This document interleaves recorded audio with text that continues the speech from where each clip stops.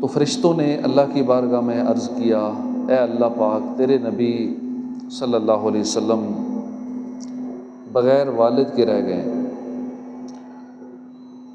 رب کریم نے فرمایا، انا لہ حافظ و نصیر، اے میرے فرشتوں، وہ میرے محبوب ہیں، ان کی حفاظت کرنے والا بھی میں ہوں، ان کا مددگار بھی میں ہوں۔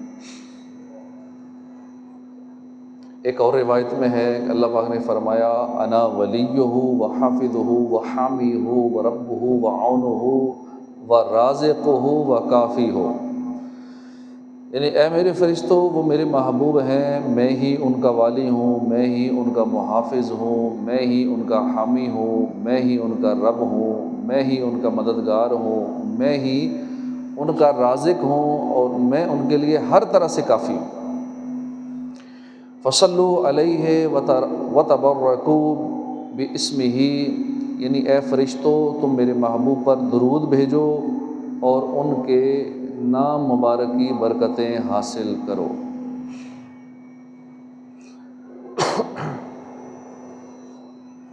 دست بستہ سب فرشتے پڑھتے ہیں ان پر درود، کیوں نہ ہو پھر ورد اپنا الصلاۃ والسلام، مومنوں پڑھتے نہیں کیوں اپنے آقا پر درود، ہے فرشتوں کا وظیفہ الصلاۃ والسلام۔ صلو علی الحبیب صلی اللہ تعالی علی محمد صلی اللہ علیہ وآلہ وسلم۔ قال اللہ تبارک و تعالی فی القرآن الکریم، اللہ پاک قرآن کریم میں فرماتا ہے، الم یجدک یتیما فآویٰ، صدق اللہ العظیم وصدق رسول النبی الکریم۔ کیا اس نے تمہیں یتیم نہ پایا پھر جگہ دی؟ پچھلے جمعے کو ہم نے سورہ والضحیٰ کی آیت نمبر 5 اور اس کی کچھ وضاحت اور تفصیل سننے کی سعادت حاصل کی تھی، جس میں یہ بیان تھا کہ اللہ رب العالمین کو اپنے محبوب سے بے پناہ محبت ہے۔ اس کا یہ شور آ رہا ہے، اللہ پاک کو اپنے محبوب سے اتنی محبت ہے کہ وہ رب العالمین ہر معاملے میں آپ صلی اللہ علیہ وسلم کی رضا چاہتا ہے، اور یہ رضا رب کائنات کو ایسی مطلوب ہے، اتنی مطلوب ہے اپنے محبوب کی رضا، کہ اللہ پاک اپنے محبوب کی مرضی، اپنے محبوب کی خواہش پوری کرنے میں جلدی فرماتا ہے۔ خدا کی رضا چاہتے ہیں دو عالم، خدا چاہتا ہے رضائے محمد۔ غیر مسلموں کے دماغ میں ایک خبط تھا، یعنی ایک فاسد خیال تھا، وہ کہتے تھے کہ ہم میں سے ہمارے ہی جیسے ایک بشر آخر نبوت کے درجے تک کیسے پہنچ گئے۔ اب یہ ان کے خبط کا علاج ہے کہ محبوب ذیشان صلی اللہ علیہ وسلم تمہارے جیسے ہرگز نہیں ہو سکتے، تمہارے جیسے نہیں ہیں، بلکہ تم ہی کیا، مخلوق میں کوئی بھی ان کے مثل نہیں ہے۔ ساری مخلوق کا یہ عالم ہے کہ وہ اللہ کی رضا چاہتے ہیں، اور محبوب ذیشان کی شان یہ ہے کہ اللہ ان کی رضا چاہتا ہے۔ مصطفیٰ ہیں ساری خلقت کے لیے، ساری خلقت ہے برائے مصطفیٰ، ڈھونڈتے ہیں سب رضا اللہ کی، چاہتا ہے حق رضائے مصطفیٰ۔ محبوب ذیشان صلی اللہ علیہ وسلم میں اور دیگر ساری مخلوق میں کیا فرق ہے؟ رب کائنات نے سبحان کر رہے ہیں، رب کائنات نے یہاں اس کی 3 مثالیں مزید بیان فرمائی ہیں۔ یہاں ذکر یہ ہے کہ محبوب ذیشان جیسا کوئی نہیں ہے، وہ اپنے ہر کمال میں یکتا ہے، بے مثال ہے، مگر جو کلام کا رخ ہے نا وہ پیارے آقا کی طرف ہے۔ یعنی اللہ پاک نے مخلوق کو یہ نہیں بتایا کہ ہمارے محبوب ایسی شان والے ہیں، کسی اور سے کلام نہیں کیا۔ اللہ پاک کس کو ایڈریس کر رہا ہے، مخاطب کون ہے؟ اللہ پاک اپنے محبوب سے ہی فرما رہا ہے کہ اے محبوب، کیا آپ کی ایسی ایسی شانیں نہیں ہیں؟ کیا آپ کے رب کریم نے آپ کو ایسے ایسے مقامات عطا نہیں فرمائے؟ ضرور عطا فرمائے ہیں۔ سب سے بڑھ کر فضل تیرا اے کریم ہے، وجود اقدس خیر الورا، ہر کرم کی وجہ یہ فضل عظیم، صدقہ ہیں سب نعمتیں اس فضل کا۔ یہ ان آیات کریمہ کا ایک اسلوب ہے جو میں نے آپ کی خدمت میں عرض کیا۔ آئیے اب اس آیت کریمہ کی وضاحت اور اس سے معلوم ہونے والے پیارے آقا کی شانیں سنتے ہیں۔ اللہ پاک فرماتا ہے الم یجد کا یتیما فآوا، کیا اس نے تمہیں یتیم نہ پایا پھر جگہ دی۔ اب لفظ یتیم کا کیا مطلب ہے، ایک پوری بحث ہے، اس کی طرف ہم بعد میں آتے ہیں۔ پہلے ذرا دیکھیے کہ رب رحمان نے اپنے محبوب کے ساتھ کس پیارے انداز سے اظہار محبت فرمایا۔ اپنے ذوق ایمانی کو کچھ تازہ کر کے اس انداز پر غور فرمائیے کہ اللہ پاک نے اپنے محبوب صلی اللہ علیہ وسلم پر ایک انعام فرمایا تھا، اب اس آیت کے اندر اس انعام کا ذکر کیا جا رہا ہے۔ معاملہ یہ ہے کہ جب انعام اور احسان کسی کو یاد دلایا جاتا ہے تو اس کے دو مقصد ہوتے ہیں انعام یاد کرانے کے۔ ایک تو کسی کو اس لیے انعام یاد دلایا جاتا ہے کہ وہ احسان مانے اور فرما برداری کرے، جیسے اللہ پاک نے سورہ رحمان میں فرمایا فَبِأَيِّ آلَاءِ رَبِّكُمَا تُكَذِّبَانِ، تو اے جن و انس تم دونوں اپنے رب کی کون کون سی نعمتوں کو جھٹلاؤ گے۔ سورہ واقعہ میں فرمایا نحن خلقناکم فلولا تصدقون، اور ہم نے تمہیں پیدا کیا تم کیوں نہیں سچ مانتے۔ اسی طرح قرآن کریم میں بہت سارے مقامات پر اللہ پاک نے ہم انسانوں کو اپنے احسانات انعامات یاد دلائے اور فرمایا کہ ان انعامات کا شکر ادا کرو اور پھر ہمارے فرما بردار ہو جاؤ۔ یہ قرآن پاک کا ہم عام انسانوں کے ساتھ ایک اسلوب ہے۔ ہمیں احسان یاد دلایا جاتا ہے، کیوں؟ تاکہ ہم فرما بردار ہو جائیں۔ اللہ اپنی نعمتیں یاد دلاتا ہے تاکہ ہم فرما بردار ہو جائیں۔ دوسرا احسان یاد دلانے کا جو ایک مقصد ہوتا ہے وہ ہوتا ہے تسلی دینا۔ سامنے والے کو تسلی دی جاتی ہے کہ جو تمہارے لیے پہلے اتنا کچھ کر چکا ہے وہ مزید بھلائیاں کیوں نہیں کرے گا، کہ پہلے بھی آپ کے ساتھ یہی کیا ہے ہم اور بھی کریں گے۔ ایک یہ مقصد ہوتا ہے، اگلے کو تسلی دینا مقصد ہوتا ہے۔ اب یہی اسلوب یہاں اختیار کیا جا رہا ہے اس آیت کریمہ میں۔ معاملہ یہ تھا کہ کچھ دنوں کے لیے وحی آنا بند ہوئی، رسول اکرم صلی اللہ علیہ وسلم کا دل مبارک اداس تھا، غیر مسلم کافر اس کو غلط رنگ دے رہے تھے۔ وہ کہتے تھے کہ محمد صلی اللہ علیہ وسلم کے رب نے انہیں چھوڑ دیا ہے معاذ اللہ۔ اس پر اللہ پاک نے سورہ والضحیٰ نازل فرمائی اور اس میں یہ احسانات گنوائے الم یجد کا یتیما فآوا ووجدک ضالا فہدی، اور اس نے تمہیں اپنی محبت میں گم پایا تو اپنی طرف راہ دی، ووجدک عائلا فاغنی، اور اس نے تمہیں حاجت مند پایا تو غنی کر دیا۔ یعنی اے پیارے محبوب صلی اللہ علیہ وسلم، آپ کا رب کریم جس نے پہلے آپ پر ایسے ایسے احسانات فرمائے ہیں، کیا وہ رب آپ کو چھوڑ دے گا؟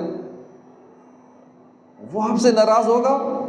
نہیں، ایسا ہرگز نہیں ہوگا۔ آپ تسلی رکھیے، آپ پرسکون رہیے، آپ کا رب آپ سے ناراض نہیں، آپ کا رب ہمیشہ آپ کے ساتھ ہے۔ جیسے پہلے آپ پر انعامات فرماتا ہے اسی طرح آئندہ بھی آپ پر انعامات فرماتا رہے گا۔ رحمت للعالمین ہو اور شفیع المذنبین ہو، فضل رب سے کیا نہیں ہو، بعد رب کے بس تم ہی ہو۔ یا نبی سلام علیکہ، یا رسول سلام علیکہ۔ کیا شان ہے میرے آقا کی کہ رب رحمان آپ سے کیسی محبت فرماتا ہے۔ آپ کا دل مبارک میلا ہو، آپ کا دل اداس ہو، یہ رب کو گوارا ہی نہیں ہے۔ کسی کو کسی سے ہوئی ہے نہ ہوگی، خدا کو ہے جتنی محبت کسی کی۔ اللہ پاک نے فرمایا الم یجد کا یتیما فآوا۔ اب اس جگہ یتیم کے دو معنی ہو سکتے ہیں، ان دونوں کے حساب سے پیارے آقا کی بہت ہی پیاری پیاری شانیں ظاہر ہوتی ہیں۔ لفظ یتیم کا پہلا معنی ہے کہ وہ بچہ جس کی ولادت سے پہلے یا بعد میں اس کا والد فوت ہو گیا، اسے یتیم کہتے ہیں۔ روایات میں ہے ہمارے آقا صلی اللہ علیہ وسلم ابھی ظاہری دنیا میں تشریف فرما نہیں ہوئے تھے، سیدنا آمنہ رضی اللہ عنہ کے پاس امانت تھے، جب آپ کے والد محترم سیدنا عبداللہ یہ تجارت کے لیے ملک شام روانہ ہوئے، واپسی پر مدینہ منورہ پہنچے، یہاں آ کر کچھ دن بیمار رہے، پھر اللہ کو پیارے ہو گئے۔ چونکہ آپ کی ولادت سے پہلے ہی آپ کے والد محترم دنیا سے چلے گئے تھے، تو اس لیے مکے کے بعض لوگ آپ کو یتیم و عبداللہ کہتے تھے۔ اب یہ ایک بات بطور خاص ذہن میں رکھیے کہ علماء کرام نے پیارے آقا صلی اللہ علیہ وسلم کو یتیم کہنے سے منع فرمایا ہے، یہ ہم نہیں کہہ سکتے۔ ہاں یہ کہیں گے در یتیم، یتیم نہیں کہہ سکتے، علماء نے اسے منع فرمایا، یعنی در یتیم کا مطلب بے مثال موتی۔ بہرحال پیارے آقا صلی اللہ علیہ وسلم دنیا میں اس حال میں تشریف لائے کہ آپ کے والد وفات پا چکے تھے۔ اس میں بھی آپ کی بڑی شان ہے۔ امام جعفر صادق جو اہل بیت پاک میں بڑے امام ہیں، بہت بڑے امام ہیں، آپ کی خدمت میں سوال ہوا کہ حضور کے والد دنیا میں حضور کے تشریف آوری سے ظاہری آمد سے پہلے ہی دنیا سے پردہ کر گئے، اس میں حکمت کیا ہے؟ تو امام جعفر صادق کا جواب سنیے، فرمایا اس میں حکمت یہ تھی کہ مخلوق میں سے کسی کے بھی حقوق آپ کے ذمہ لازم نہ ہوں، کیونکہ والدین کے بڑے حقوق ہوتے ہیں۔ یعنی آدمی چاہے جتنا بھی بلند رتبہ ہو جائے، جتنا بھی بڑا ولی بن جائے، جتنا مرتبہ حاصل کر لے، ماں باپ کے حقوق اس پر لازم رہے۔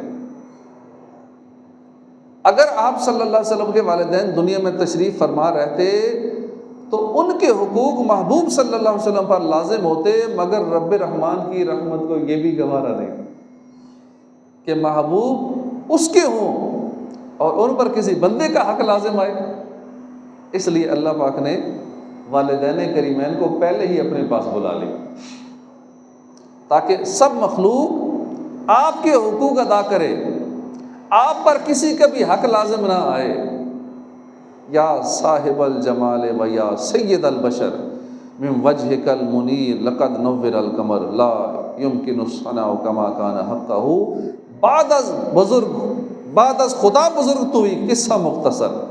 اے حسن جمال کے مالک، اے مخلوق کے سردار، آپ کے نورانی چہرے سے فیض لیتے ہوئے چاند روشن ہے، جیسا آپ کا حق ہے ویسی تعریف و توصیف بیان کرنا ہمارے بس کی بات نہیں ہے۔ بس مختصر بات یہی ہے، بعد از خدا بزرگ تو ہی، قصہ مختصر، کہ اللہ کے بعد، رب کریم کے بعد سب سے بڑھ کر بزرگ تر ہستی آپ ہی ہیں۔ آپ صلی اللہ علیہ وسلم کی ولادت باسازت سے پہلے والد محترم کی وفات ہو گئی۔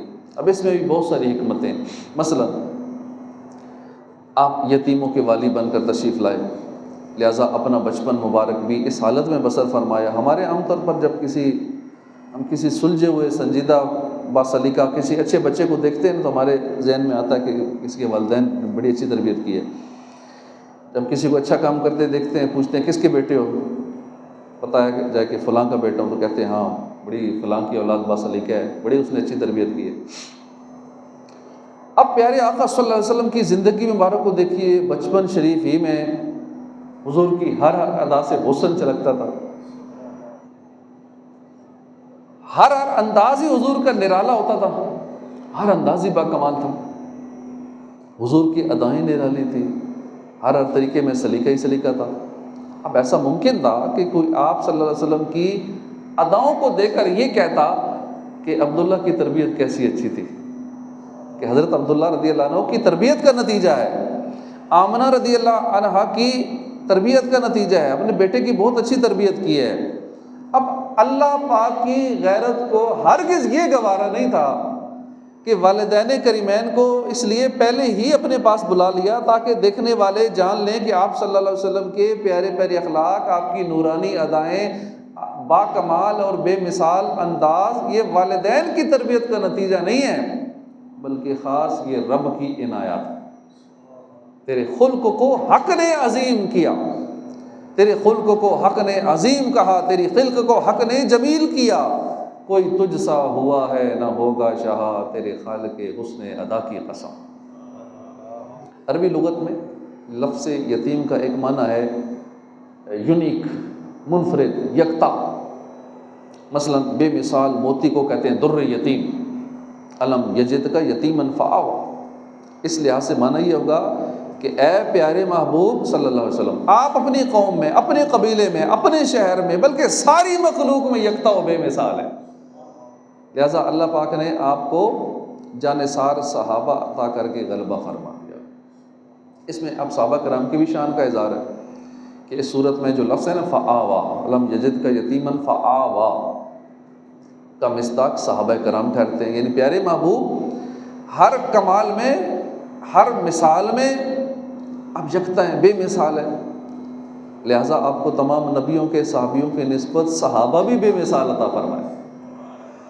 مسند امام احمد میں روایت ہے، صحابی رسول ہیں حضرت عبداللہ بن مسعود رضی اللہ عنہ فرماتے ہیں کہ اللہ پاک نے بندوں کے دلوں کی طرف نظر فرمائی تو سب سے بہترین دل محمد مصطفیٰ صلی اللہ علیہ وسلم کا تھا سب دلوں میں۔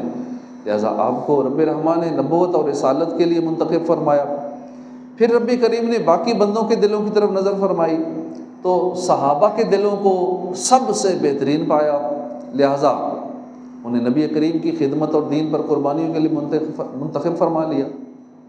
ولید بن مغیرہ مکے کا بڑا کافر تھا، ایک مرتبہ یہ بارگاہ رسالت میں حاضر ہوا اور کہنے لگا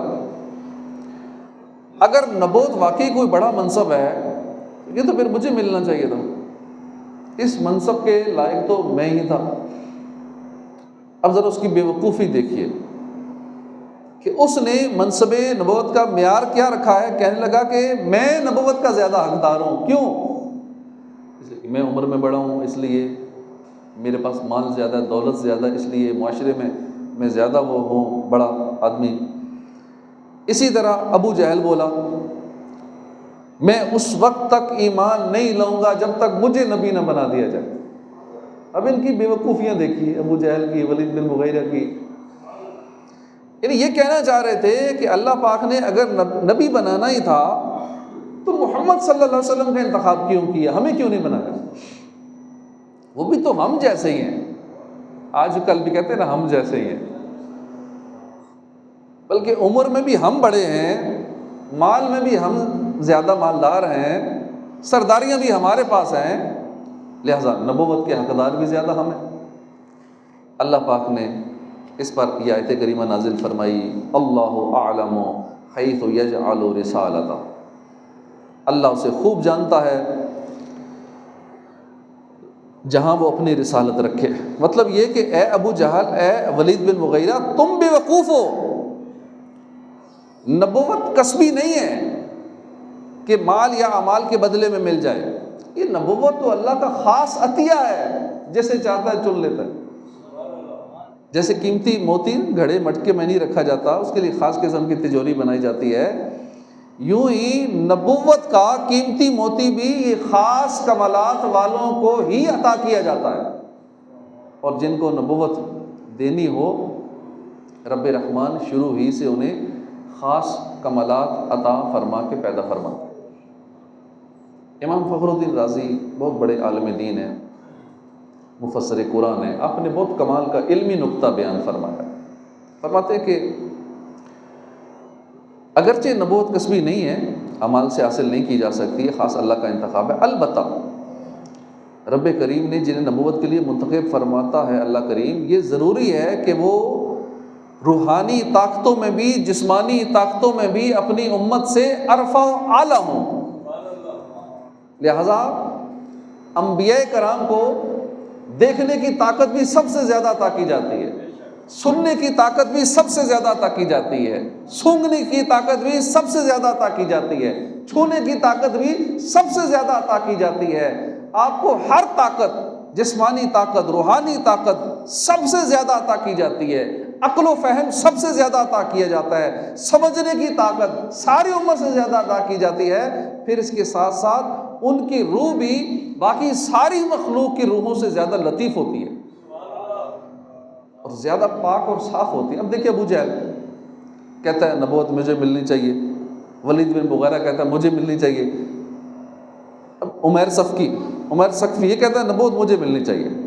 اللہ پاک نے فرمایا اعلم اللہ اعلم حیث یجعل رسالتہ، اللہ اسے خوب جانتا ہے جہاں وہ اپنی رسالت رکھے. یعنی اے نبوت کے طلبگاروں پہلے اپنی حالت دیکھو. ہمارے محبوب صلی اللہ علیہ وسلم کے ساتھ تمہارا کیا مقابلہ ہے؟ یہ تو ایسی شان والے ہیں، نگاہ اٹھائیں تو عرش کو دیکھ لیتے ہیں. وہ توجہ فرمائیں، وہ عرش کو دیکھ لیتے تمہیں دیوار کے پیچھے کا نظر نہیں آتا. تم مقابلہ کرتے ہو میرے محبوب سے. وہ توجہ فرمائیں تو آسمانوں کی آوازیں سن لیتے ہیں، یہاں بیٹھ کے عرش معلیٰ کی آوازیں سن لیتے ہیں. اور تمہاری حالت یہ 2 میل دور کی آواز تم نہیں سن سکتے. وہ بولیں تو حکمت کے پھول جڑتے ہیں اور تم خالی بکواس کرتے ہو. تمہاری زبان سے ایسے الفاظ نکلتے، ایسے بولتے ہو تم. وہ قدم اٹھائیں تو رات کے مختصر سے حصے میں آسمانوں سے نہ جانے سدرۃ المنتہا تک کہاں سے کہاں پہنچ کے واپس بھی آ جاتے، اور تمہیں یہاں شام تک جانا تو 2 مہینے لگ جاتے. پھر ان کی روح، مقدس روح کی بات کی جائے تو پیارے پیارے دل کی بات کی جائے تو شان یہ ہے کہ غنچۂ باغ وحدت میں لاکھوں سلام. تم کس منہ سے کہہ سکتے ہو نبوت ہمیں ملنی چاہیے؟ زیادہ ہم حقدار ہیں. ہمارے محبوب صلی اللہ علیہ وسلم در یتیم ہیں، بے مثل ہیں، بے مثال ہیں، یکتا ہیں، با کمال ہیں. سب سے اولا والا ہمارا نبی، سب سے بالا والا ہمارا نبی، اپنے مولا کا پیارا ہمارا نبی، دونوں عالم کا دولہ ہمارا نبی. سارے اونچوں میں اونچا سمجھئے جسے ہے اس اونچے سے اونچا ہمارا نبی. خلق سے اولیاء، اولیاء سے رسل اور رسولوں سے اعلیٰ ہمارا نبی. سرکار کی آمد، مکی کی آمد، مدنی کی آمد، آقائے کی آمد. اور جس نے ٹکڑے کیے ہیں کمر کے کہ وہ چاند کے 2 ٹکڑے کرنے والا ہمارا محبوب. جس نے ٹکڑے کیے ہیں کمر کے کہ وہ نور وحدت کا ٹکڑا ہمارا نبی. لا مکان تک اجالا ہے جس کا وہ ہے ہر مکان کا اجالا ہمارا نبی. علم یجد کا یتیما فآوا. اے پیارے محبوب آپ زمانے بھر میں یکتا ہے. اے محبوب آپ بے مثال ہیں. اب کیسے بے مثال ہیں، کیسے یکتا ہیں؟ چند روایتیں سنیے. سلطان المفسرین ہیں حضرت عبداللہ بن عباس رضی اللہ عنہما. ان کے مزار میں میری حاضری ہوئی، ان کا مدرسہ دیکھا جہاں یہ پڑھاتے تھے، اور ان کی مسجد بھی وہاں ہے. حضرت عبداللہ بن عباس طائف میں ہی ہے. یہ سلطان المفسرین کہا جاتا ہے ان کو، عظیم صحابی ہیں. آپ فرماتے ہیں کہ لم یکن لرسول اللہ صلی اللہ علیہ وسلم ظل، یعنی سراپا معجزہ نبی رسول ہاشمی صلی اللہ علیہ وسلم کے جسم مبارک کا سایہ بالکل نہیں تھا. یعنی جب چراغ کے سامنے آپ تشریف لاتے تو آپ کا نور اس چراغ کی روشنی پہ غالب آ جاتا، اور جب سورج کے سامنے آپ تشریف لاتے تو سورج کی روشنی ماند پڑ جاتے تھے. تصور کریں باہر نکل کے کیسی روشنی ہے سورج کی. لیکن میرے آقا جب سورج کے سامنے آتے تھے نا تو پھر سورج کی روشنی کم ہوتی تھی، میرے آقا کے چہرے کا نور زیادہ ہوتا. یہی منظور تھا قدرت کو کوئی سایہ نہ بنے،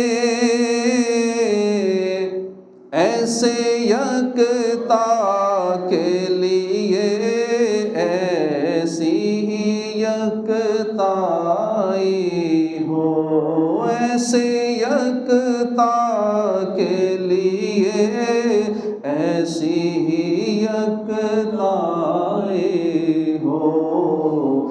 دل میں ہو یاد تیری گوشائے تنہائی ہو، پھر تو خلوت میں عجب انجم آرائی ہو.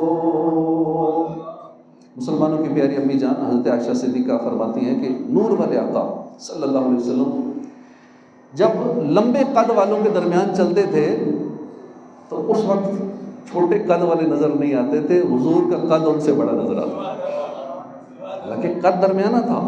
یہ قد کا بھی معجزہ ہے، ہمارے آقا کے ہر جسم کے عضو کا الگ کمال ہے، الگ الگ معجزہ ہے۔ قد مبارک کا یہ معجزہ تھا کہ آپ کا قد مبارک درمیانہ تھا، زیادہ لمبا بھی نہیں تھا، زیادہ چھوٹا بھی نہیں تھا، درمیانہ تھا۔ لیکن جب لمبے قد والے لوگ کھڑے ہوتے، اب لمبے قد والوں میں بندہ کھڑا ہو چھوٹا تو بڑا عجیب لگتا ہے نا، لیکن یہ سرکار کا معجزہ تھا، دیکھنے والوں کو سرکار کا قد اور لمبوں سے زیادہ نظر آتا تھا، ایسا نہیں لمبا ہو جاتا تھا، نظر ہی لمبا آتا تھا۔ یہ بھی آقا کا معجزہ۔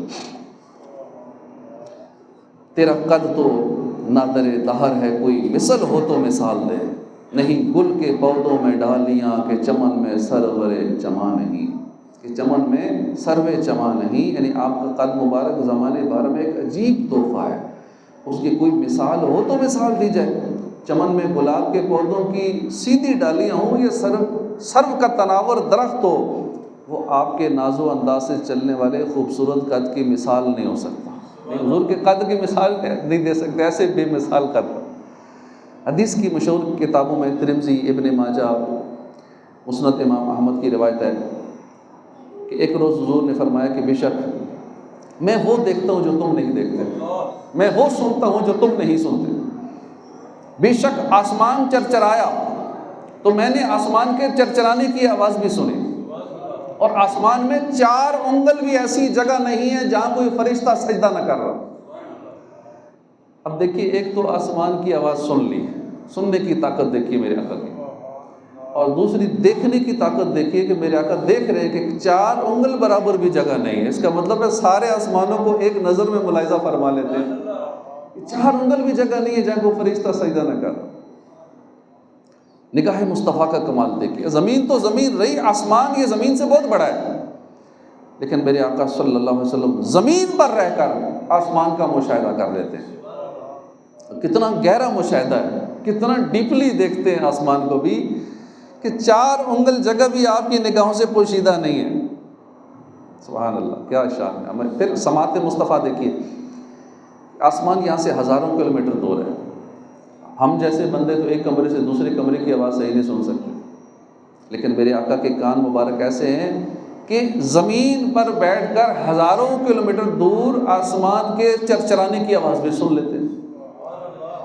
اس لیے تو اعلیٰ حضرت لکھتے ہیں نا، دور و نزدیک کے سننے والے وہ کان، دور و نزدیک کے سننے والے وہ کان، کان لالے کرامت پہ لاکھوں سلام۔ حدیث پاک میں ہے، میرے آقا صلی اللہ علیہ وسلم نے فرمایا، میرا جو امتی مجھ پر درود پڑھتا ہے وہ جہاں بھی ہو میں اس کا درود سن لیتا ہوں۔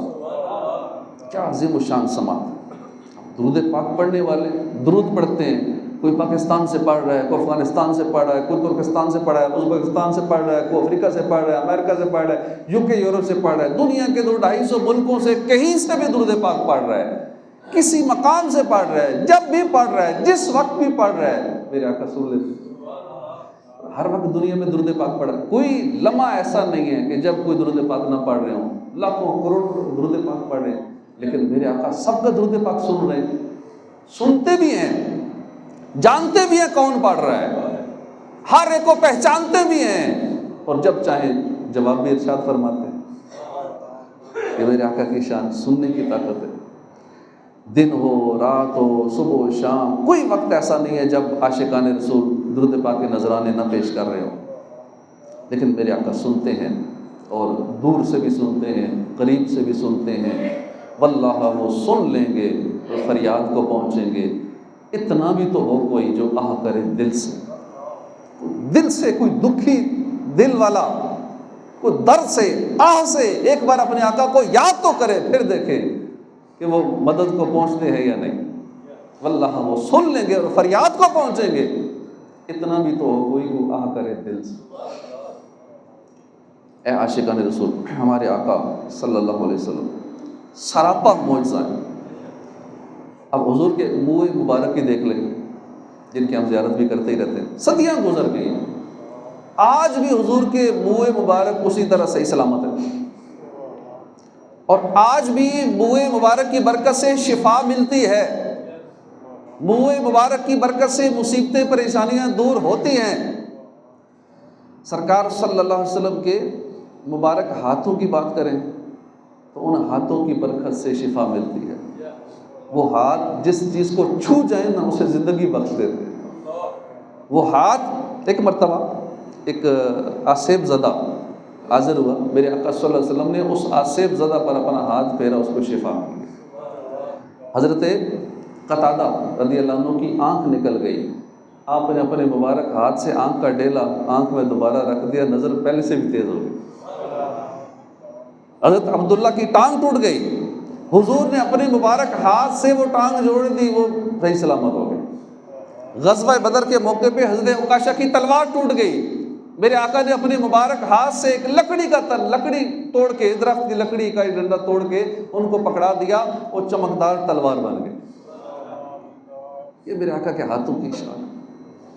ایک مرتبہ حضرت بشر بن معاویہ کے سر پر میرے آقا نے اپنا ہاتھ پھیرا، ان کی حالت یہ ہو گئی کہ جس مریض کو وہ ہاتھ لگاتے تھے وہ ٹھیک ہو جاتا تھا۔ آپ صلی اللہ علیہ وسلم نے ایک صحابی کے جسم پر ہاتھ پھیرا، ساری زندگی ان کا جسم خوشبو سے مہکتا رہا۔ اسی طرح زبان مبارک کی بات کیجئے، سبحان اللہ، وہ زبان جس کو سب کن کی کنجی کہیں، جس کی نافذ حکومت پہ لاکھوں سلام، سبحان اللہ، ہر عضو با کمال ہے۔ زبان مبارک سے بس بات نکلنے کی دیر تھی، وہ ہو جاتا تھا، جو فرماتے وہ ہو جاتا تھا۔ ایک مرتبہ حضرت علی نے عرض کیا، رسول اللہ میرے لیے دعا کر دیں، دعا کر دیں، سردی لگ رہی ہے مجھے۔ آپ نے دعا کی، یا اللہ علی سے سردی اور گرمی دور کر دیں۔ ایسی دعا قبول ہوئی کہ حضرت علی رضی اللہ تعالیٰ عنہ کی یہ شان ہو گئی کہ گرمیوں میں آپ موٹے کپڑے پہنتے تھے، سردیوں میں باریک کپڑے پہنتے تھے، نہ آپ کو سردی لگتی تھی نہ آپ کو گرمی لگتی تھی۔ چہرہ انور کی بات کریں تو دیکھنے والے کہا کرتے ہیں اللہ اللہ، یاد آتا ہے خدا دیکھ کے صورت تیری۔ بلکہ یہ تو سراپا معجزہ نبی ہے نا، رسول ہاشمی صلی اللہ علیہ وسلم کے جسم مبارک کے مقدس اعضاء کے معجزات ہیں۔ اگر صرف حضور کے نام کی بات کی جائے تو حضور کے ناموں میں بھی بے شمار برکتیں، ایسی ایسی برکات ہیں کہ بنی اسرائیل کا 100 سالہ گناہ گار، اس نے صرف میرے آقا کے نام پاک کی تعظیم کی اور محبت سے چوما تھا، اللہ پاک نے 100 سالہ گناہ گار کی مغفرت فرمائی۔ روایت کے مطابق جس گھر میں نام محمد والا کوئی ہو اس گھر میں برکت نازل ہوتی ہے۔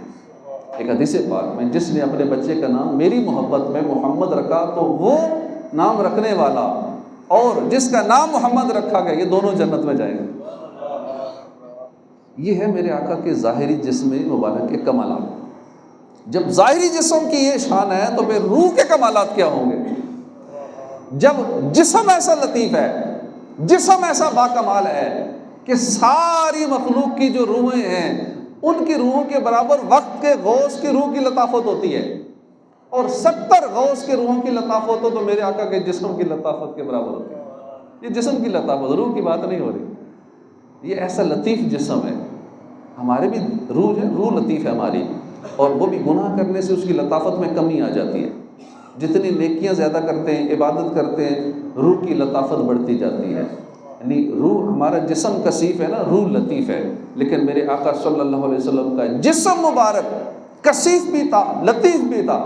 کثیف ایسا تھا کہ صحابہ ٹچ کرتے تھے تو محسوس ہوتا تھا، ہاتھ ملاتے تھے، مصافحہ کرتے تھے، معانقہ کرتے تھے تو محسوس ہوتا تھا۔ یہ ایسا کثیف تھا، لطیف ایسا تھا، سورج کے سامنے ہوتے تھے سایہ نہیں بنتا تھا، ایسا لطیف تھا۔ جسم بھی پاک کمال ہے سرکار صلی اللہ علیہ وسلم کا۔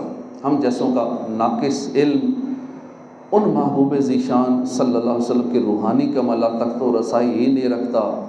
میرے آقا ایسے عرفہ ہیں، اعلیٰ ہیں، نرالے ہیں، یکتا ہیں، بے مثال ہیں، ایسے با کمال ہیں کہ کہ آپ صلی اللہ علیہ وسلم کی اسی یکتائی کو بیان کرتے ہوئے اللہ پاک فرماتے ہیں الم یجدک یتیما فآویٰ، کیا اس نے تمہیں یتیم نہ پایا پھر جگہ دیا؟ یعنی اے محبوب آپ ساری کائنات میں یکتا ہیں، اے محبوب آپ بے مثال ہیں، لہذا رب رحمان نے آپ کو سارے جہانوں کا نبی بنا دیا ہے، سارے جہانوں کے لیے رحمتی بنا دیا ہے، انتہائی جانثار اور سب امتوں سے نرالے بے مثال صحابہ بھی آپ کی خدمت کے لیے منتخب کر دیے۔ سبحان اللہ، منتخب آپ کی ذات والا ہوئی، نام پاک آپ کا مصطفیٰ ہو گیا، آپ وہ نور حق ہیں کہ قرآن میں وصف رخ آپ کا والضحیٰ ہو گیا، ایسا اعزاز کس کو خدا نے دیا جیسا بالا مرتبہ تیرا ہو گیا، وما علینا الا البلاغ۔